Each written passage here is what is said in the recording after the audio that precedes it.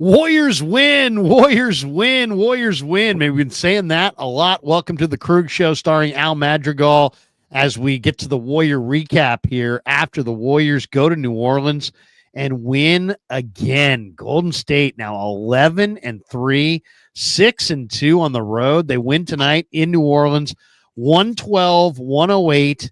Al, what'd you think? I mean, you know what I was thinking? That was the type of game that we lost last year. That was the type of game that, because we lost so many close games, I couldn't help but thinking at the end of the season with our standings and being in the 10th seed or whatever we were, it's like that was the type of game we lost. Wiggins had an amazing game. Last two games for Wiggins have been incredible. Last three. He had 22, 27, and 30 in his last three games. I love it. And, what's interesting is we were talking about the bench again, sort of lighter night from the bench. Not crazy. Am I wrong? Yeah, I mean, you're right. I mean, it was not a huge bench performance. Let's see. They got 20, 32, 36, 38, 42, 49. Well, 49 points off the bench. It's pretty big, but you're getting so many minutes. Yes, I guess I'm comparing to 44 for them. It was pretty close bench points. But looking at, basically I was looking at Buddy Hield, 3 for 10. 3 for 10, 2 for 7 from 3. Kuminga, 3 for 10. Yeah. So I don't give a shit. I'm glad. Is it okay for Mancini's Sleep World? Do they mind if I? Yes, it's okay. All right. They did it inside tonight. I'm looking at the numbers: 52 rebounds for Golden State, 43 for the Pelicans. So they really did miss Zion Williamson. And then if you look at the the Warriors, if there's two areas that they typically, even last year when they won games, they would get beat points in the paint. Tonight they were plus 6 points in the paint, 50-44. They would often get beat on the break. Tonight they were plus 4 on the break, 18-14, and oftentimes they would get beat on the glass, and they were plus 9 on the glass. So if Golden State's going to win on the glass and beat you points in the paint, unless they're going to turn it over a ton. I mean, they turned it over a lot tonight for them, 17 times, but 27 assists and 17 turnovers. That's like kind of the high end for them. That used to be kind of a regular occurrence, Al, that they would have 15 to 20 turnovers, but that's been kind of a rarity this year. They've taken care of the ball. Not tonight. Free throws, 22 for 29. And you heard Richard Jefferson say it, and we were talking about this the other night, that he said worst free throw shooting team in the entire NBA. Worst? Well, they've had some struggles. I mean, like guys like Pajemski are struggling to make free throws, so that's why it could make any shots. He and then that's another thing that they called out, like his body language after he misses shots. I guess he ran away, sort of shaking his head, and he's in his head a little bit, and definitely frustrated that he's not been able to shoot the three well. That's a bummer. I'm sure this is the same for you, but Instagram, the algorithm knows that I love the Warriors. So I get all kinds of great videos. But one just came up recently, which was Steph. Watch Steph when he misses.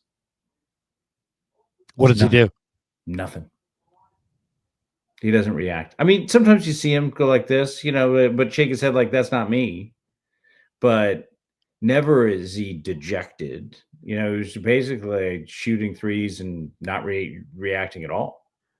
If he missed, his confidence is unshakable. Yeah. Yeah. So I don't know. Great. I'm just thrilled. Again, we talked about it before. 12-3.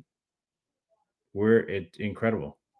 So exciting to be where we are at this point. Do you care about? Here's a question for you. Do you care about this in-season tournament? No. I mean, I'm glad that they're doing it because I'm all for better matchups and more juice and more excitement. But I think it's pathetic that you have to pay millionaires like some kind of a significant financial second, deal to get them to be that fired up. I mean, to get them to show up. I mean, I think they've missed the boat. It's like, okay, if you want to pay the players more because you want to incentivize them, okay, I'm okay with that. I'm okay with it, even though I think that seems pathetic. You have to incentivize a guy who's making $7 million a year to play basketball. Or is it for the fans? Like, are they trying to drum up excitement for us? In this time of year where we just know it really doesn't matter. It's a contrived tournament. I mean, the Lakers, won it, and they had a banner. I mean, that's crazy. But ridiculous. I mean, I'm okay with them trying to come up with better ways to add more juice to the schedule. But it's like, guys, what's it going to take to throw the fans a bone? Like, give me an example. They're going to play these NBA Cup games. I don't know exactly how many there are, but there's a bunch of them, right? You're going to play a bunch of NBA Cup games. Why not if you want to give the players who win $500,000, whatever, great, awesome. I think it's pathetic, but whatever. But how about you have literally, Al, they've got airplane hangars full of gear. The NBA store has more items than they know what to do with. They could sell endlessly, and they would always have more.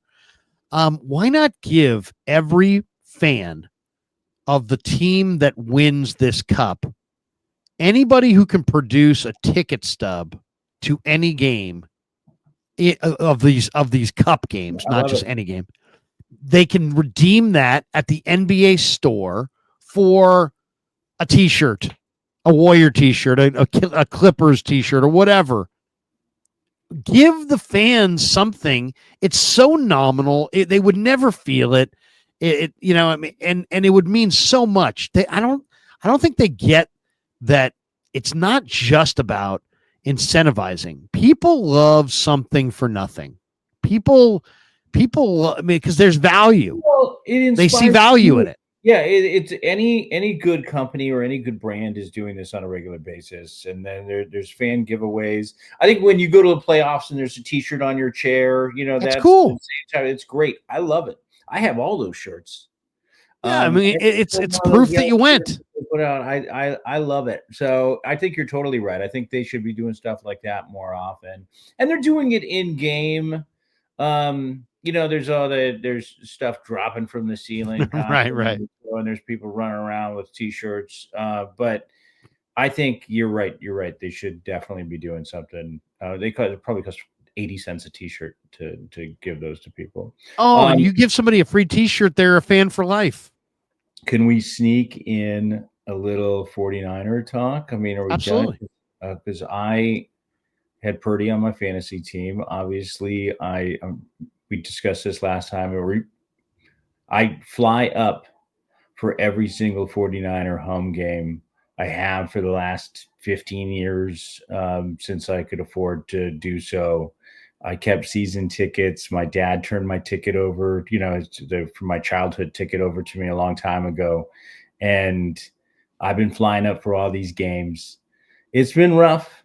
And now injuries. I mean, obviously with Ward out with his personal situation, which is brutal. And then now you have Bosa out with the oblique, and now Purdy with this shoulder. I saw from Instagram, that knows I love the 49ers as well, you got a chance to ask Kyle about Purdy and the injury. What's the status of that? And do you think he just needs a week off? How serious is this thing? Well, he basically just said that, they didn't think it was that serious. And then all of a sudden he came out Thursday. He didn't throw Wednesday. The plan was to not throw Wednesday. He didn't throw Wednesday. He came out Thursday for practice. He threw a few passes and obviously experienced some pain. And the way he kind of reacted to it, it makes you think that it was kind of some like sharp, acute pain, because he quickly shut it down, quickly motioned for a trainer who came over, started massaging the shoulder, and then they ran off. They got an MRI. They didn't say anything about the details of the MRI, just that they got it and that he's not playing this weekend. So I don't know. I don't know what to say.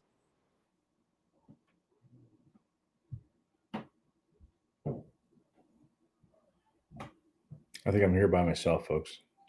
Larry dropped off. I'm not sure what happened. He was talking about Purdy leaving in pain. I'm a comedian. I'm not a sports talk show host like Larry is, or radio guy who can keep this conversation going seamlessly. Hopefully, he jumps back on. We'll see what happens. Um, to celebrate the Warriors win, I just poured myself a little sip of this Midwinter's Nights Dram, which is a limited release from the High West people. And I'm fired up. What I'm not fired up about, though, is Allen being our QB in this 49ers game on Sunday. I think it's not looking good. And I also recently just read that the 49ers are the underdog for the first time in the last 22 games. So I'd love to see this team gut one out. And I go in such a Warriors and 49ers optimist that I really do believe we have the personnel that can win any game at all. Maybe I'm a fool, but I can see us gutting one out as well. Larry, I've been keeping it going. So, I'm sorry about that. No, it's all right. I was just saying, I was telling everybody that I am such an optimist when it comes to the 49ers and the Warriors that I could see any of these teams going in. What I guess what me and I think a lot of people are judging from comments, I do check out some comments on the Warriors and 49ers posts. It's kind of hard for me to believe watching the preseason that Allen is their second string quarterback, and I'd really love obviously what Dobbs did late in preseason games. So kind of wish it was Dobbs in there scrapping one out, because I think the conditions up in the cold with this snow, I think it's a Dobbs kind of game. Well, it's funny you said that, because Lynch was asked about that today, and he said, Brock's not going to play. And then Murph was like, so is Brandon Allen going to start? And he said, yeah, Brandon's going to take the first snaps. So it wasn't even like, yeah, we're giving him this game, we're giving him this start. It was none of that. It was like, he's going to take the first snaps. So I would say nothing's guaranteed other than the opening series goes to Brandon Allen. Like, if he goes out there and doesn't look right, you're going to see Dobbs. I'd love to see Dobbs. I just think, like, we needed Dobbs in there right now, scrambling and throwing on the run and improvising. And that's kind of what I've been looking for, with Purdy. Every single time that he doesn't roll out and he throws in a defensive lineman, jumps up and blocks one of his, passes, and it gets deflected. I'd love for him to move a little bit more and be decisive. Like, planned chaos almost is what I'm missing.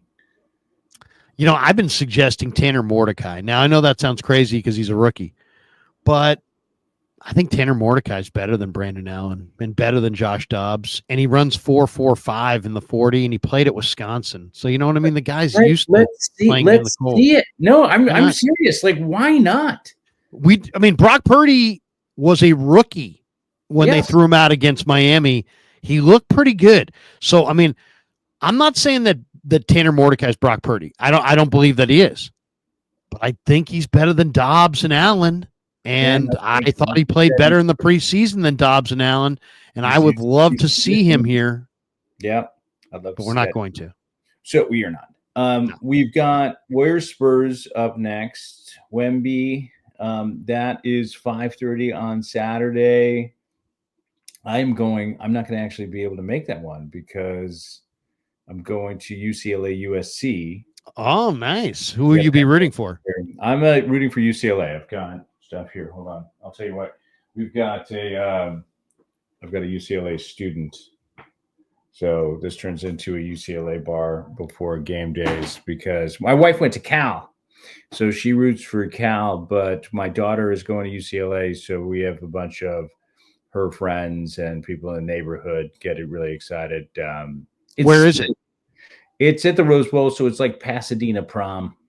Everybody goes. And how far are you from the Rose Bowl? I'm walking distance. Oh, so it's awesome. What time's kick? 7:30. Well, it's a night game. Night game in LA. This is actually a big game in LA. People care about this game. Yeah, and with USC, we beat them last year. I can't believe I'm saying that, but I've been so good to avoid rooting for any LA sports team. I don't give a crap about hockey, and then because You you didn't know, go to the Dodger parade. Wait, what was the street that the Dodgers paraded down? What's their Market Street? I tell you, I have no clue. I have I, was, no clue. I saw I them. don't. I'm like, what street is that? I can't think of like what is the Probably main street of was LA. it Hollywood Boulevard or Sunset Boulevard? It has to be, right? That's what I I don't think. know. I don't know I didn't. Can I just tell, or Wilshire? I have no idea, and I don't care. I don't go to those games. Ever since I'll only go to a Giants game occasionally when somebody gives me free tickets, and it's in a beautiful location. It's close to my house. Otani almost bought, I think he bought it for a second, Adam Carolla's old house down here where my daughter was friends with his daughter and used to go over there and, you know, to parties constantly. Ragers.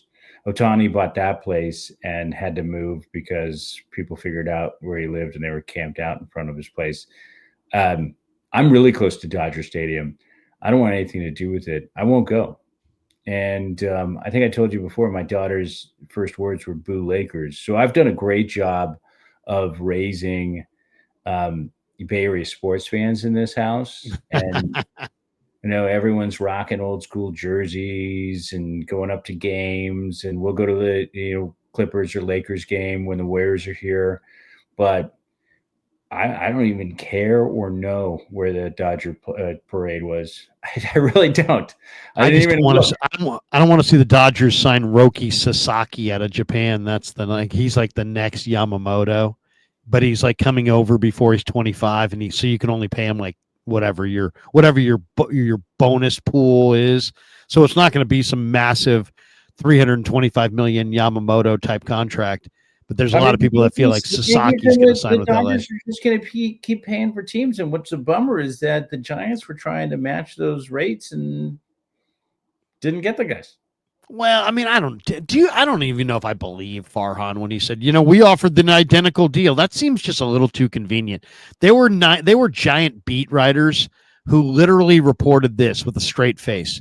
The Giants did everything in their power to land Otani. They were just unable to. It's like, okay, it's one thing to say that they made a big effort, but to alleviate them of any blame at all and just be like, they did everything they possibly could have except for accomplish the goal. I mean, that's just like, okay, I I mean, really it's a kind of little like, too hometown-ish honestly, for me. I don't love a team that's just all paid for, and just hired guns coming in. That's why I love this Warrior team so much, and that Yeah. they're underdogs. I love a scrappy team that is coming in that no one sees coming. Um, and slow mo is fitting in so well, bringing it back to the Warriors. Like I love this group. How about Steph tonight, Al, playing with left knee bursitis and still out there just doing his thing? I mean, just, What is still that? kicking butt. What is that? What's left? Bursitis, he had bursitis. The joints. It's like what is left knee It's like, burst? remember Joe Montana had bursitis in the elbow. Yeah, but I Just still don't even know what it is. some kind of joint inflammation, Okay, something like usually, that. But I mean, usually he's out there. He's still playing ball. He's still playing well. What do you think of the starting lineup tonight? The Warriors stuck with the same starting lineup for the fourth straight yeah. game. It was Curry, Waters the third, Wiggins, who's playing great right now, Draymond, and Trace Jackson Davis, I think Trace Jackson Davis might be my favorite Warrior. He is great. He's the guy that we were talking about when I was whipping out those Warrior cards that we just used to love back in the day. That sort of, the 6'9" sort of big man that's in there, throwing his body around. I love how agile he is. He's alley oops left and right. He seems just like so much more coordinated. Remember early days of Looney when you would pass him the ball under the basket and he was always fumble it? And he's gotten so much better at that. But Trace just seems like he's such a more capable ball handler. I love it. I really do like him a lot. He might be one of my favorite guys. I just love the whole group. Gary Payton is so likable. They have such a likable group. Moody. I'm not sure if you saw that footage of Kerr going after the refs and Moody trying to pull him away and Yeah, then block yeah. them. Yeah, I love this team. So, all right, I Trace feel Jackson Davis, by the way, 18 minutes. He had 9 points and 8 rebounds and a block shot, and he only played 18 minutes. I mean, this guy's doing it, Al. I mean, that's almost a double-double in 18 minutes. That's really good production per what minute. what do you think the rationale is? See, we haven't seen him get hot since he's been in the starting lineup. Do you think this is a little too much pressure for Waters? I mean, because he was knocking down threes. Obviously, he had that great game winner, the first game that they played in Hawaii. But 0 I for think 3. he's a guy who would benefit more from being on the floor when Steph is not on the floor. And I Mhm. say that just because I just think that he's one of those guys that he has to have the green light, like a pure green light. He's a pure shooter. And I just think when you're playing, you're playing with Steph Curry, I think you're always thinking about, do I take this shot or do I cycle it back to Steph? Yeah, So the you're always greatest kind of looking at all time you're is always looking just at the 24-second clock yeah. going, And you're right. He's what do I deferring. do?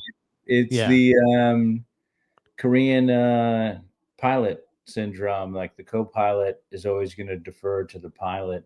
It's he really you're out there with Steph. Like I should probably get the ball to Steph, and you could see him hesitate when he has these wide open looks that he would normally probably take. Oh, I know what I was going to say to you. I'm the other night. I went inside after we did our video, our post game live stream video, and my 14-year-old was there, and I flipped on the TV, and we're sitting there. Sure enough, guess what was playing on a replay? Morbius.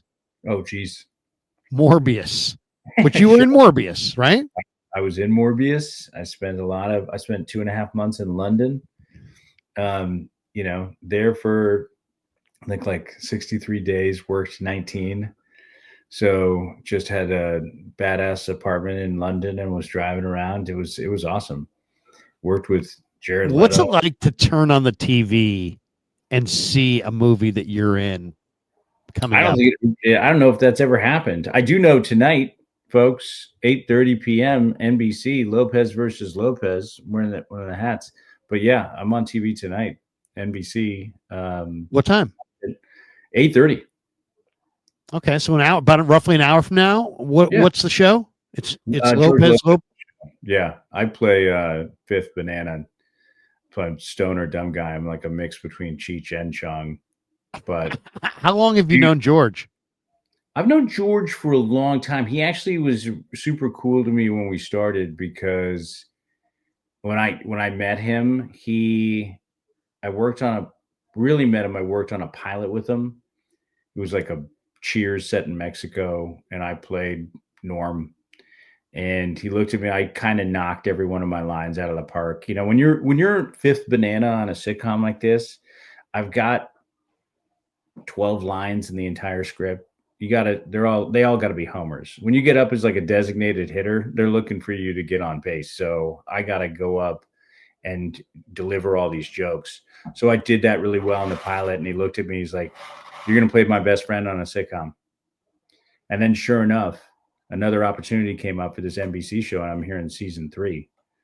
And Oh, that's he what didn't. I mean, he didn't even have one in mind. He was just saying in the future. yeah, in the future, and Oh, he that's did cool. it. And then he put me on. So it was awesome. That is awesome.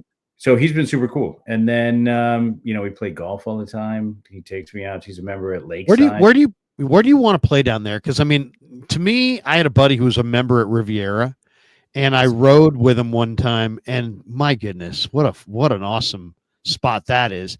And I've heard Bel Air is just spectacular as well. I couldn't tell you anything about Bel Air. That's where Jerry West used to play. That he was a member there at Bel Air. Yeah, but where do you want to play in LA? I mean, Lakeside is pretty awesome. Is it what community? That's over in like Toluca Lake, which is in Burbank, right near all the studios. And so it's actually really close to Universal where we shoot the show. But built into the hills and stuff. I swear to you, this is Dave Roberts, Mookie Betts playing in front of us, Ray Romano behind us. Then there was Richard Kind, who's another amazing actor.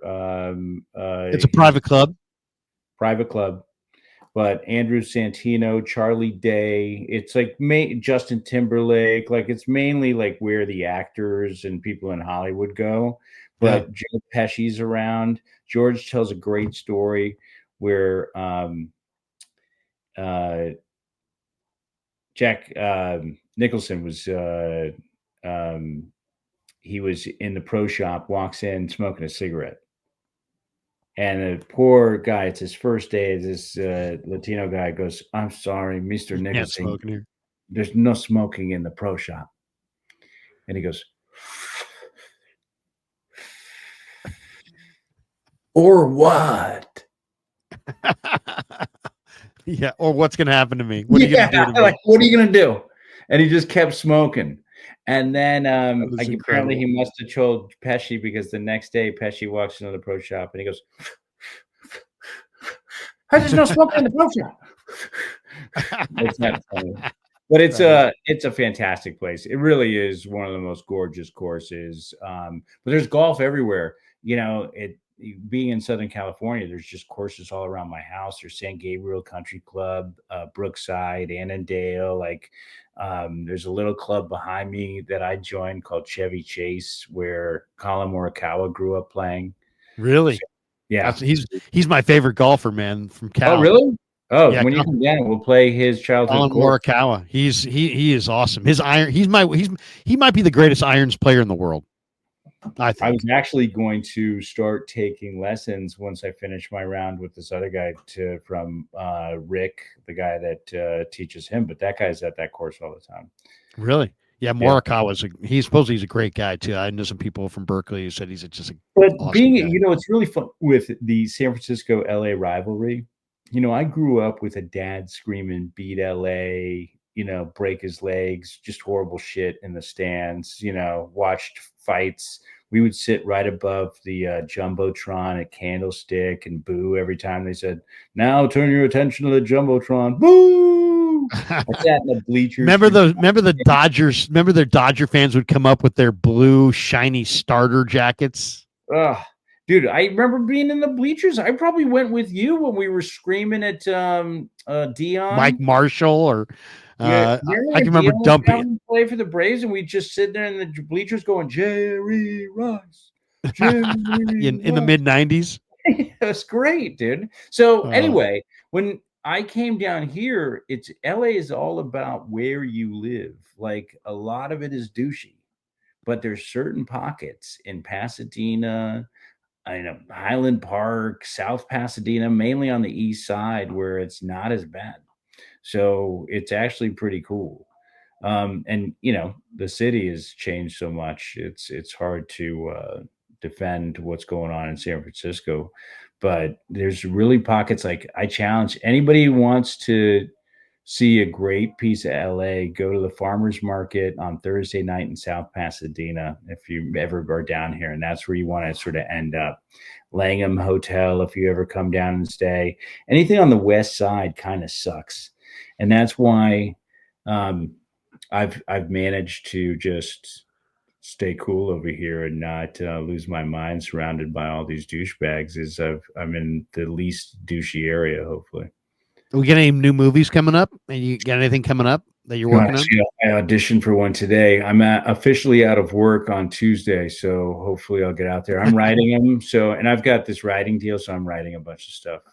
But yeah, I'm hopefully in them and making them, and I have one I wrote that people like, so we'll see what happens with that. I'm actually writing a book myself. I'm working on I've just finished it, working with another writer on it. It's basically the history of the 49ers from Shanahan to Shanahan, from when they won their last Super Bowl in 1994 with Mike Shanahan to the present day under Kyle Shanahan, and all the trials and tribulations that Jed and the ownership group and Denise and John and everything that they went through trying to get from their last Super Bowl to what they hope is their sixth Lombardi. So it's pretty good. There's a lot of good. Goes into Tom Brady and goes into Aaron Rodgers, Alex Smith versus Aaron Rodgers and Tom Brady, and the sale of the franchise the forced sale from Eddie to the sister, or the transfer of the ownership, and the building of the stadium, the Harbaugh years, and into this regime. I think it's really, really good. I think it's going to be really good. It's going to be out later this year, so I'll make sure you get a copy. And that's I'd love that as a signed copy. Would be fantastic. Yeah, and I'll put it up at the bar. I like that bar, man. Look at that. That's a sharp looking bar. A lot of people hang out in here. Well, we'll call it right here. 112-108. Warriors beat the Pelicans. Break up the Warriors. I said they were 11-3. I lied. They're 12-3. 7-2 on the road. 12-3 overall. Break up the Warriors, Al. They look awesome. I know. I can't wait.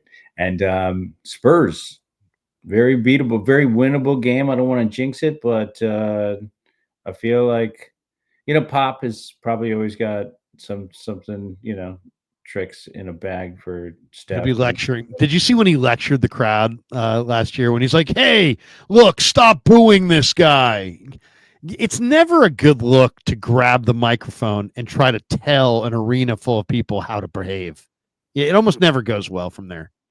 It's just hard to be on a mic in arena in general. I was there when ownership got rid of I was in the actual Oracle when Joe Loco got rid of Monte Ellis, when they he was on with us he was on with us that morning, and we ripped the hell out of it.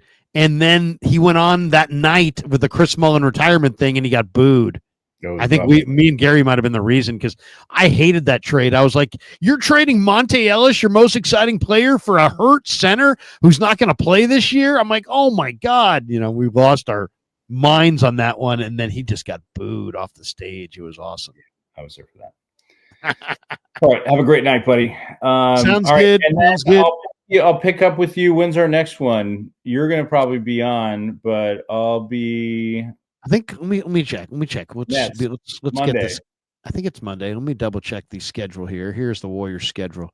They play Spurs Saturday, but that's not that's a no-go. Monday against Brooklyn, 7:00 tip. So Monday around 9:30 or so, we'll pop on for another. I'll definitely, night before Thanksgiving, I'll definitely be on to what a fun game that is. OKC. Yeah, we'll definitely do something there. Let's bring in some. I'll bring in some. Invite some more comedian Warrior fans to get on for that as well. Absolutely. By the way, dude, your All Things Comedy is very cool. That thing is really blown up. I mean, we got the second most popular movie on Hulu right now. Drugstore June is on. But you guys started that as what? Like a way for comics to kind of unite and kind of promote themselves. And now you guys are making your own content from it. And it's really grown, huh? That was the plan. Yeah, we just hired 2 new people to come in and run it too. It's and partner with us. It's going to blow up. That is awesome. Absolutely awesome. Al Madrigal, everybody. Have a great night. Peace. Cheers, everybody. Go Warriors. Go Warriors.